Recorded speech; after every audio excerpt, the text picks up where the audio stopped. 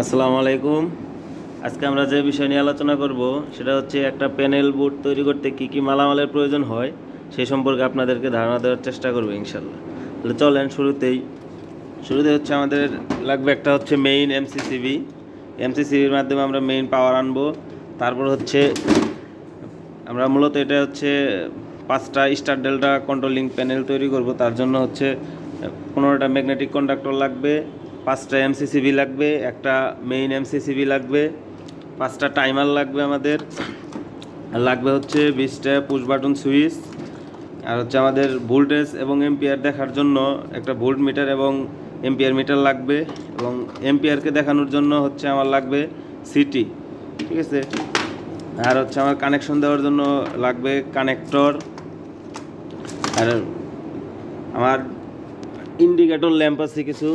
এখানে আমরা ইন্ডিকেটর ল্যাম্পটা দেবো হচ্ছে যখন রান থাকবে তখন ইন্ডিকেটর জ্বলবে, এবং আরেকটা থাকবে ট্রিপ ইন্ডিকেটর, যখন ট্রিপ করবে তখন হচ্ছে সে জ্বলে উঠবে। এবং আমরা ইউজ করব হচ্ছে ডিজিটাল ওভারলোড, মোটরকে প্রোটেকশন দেওয়ার জন্য ডিজিটাল ওভারলোড ইউজ করব।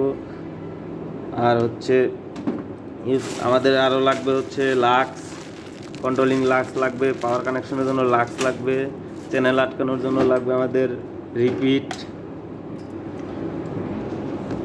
তো একটা প্যানেল তৈরি করতে মোটামুটি এই জিনিসগুলোই লাগে। তো কীভাবে প্যানেল তৈরি করতে হয় সেই সম্পর্কে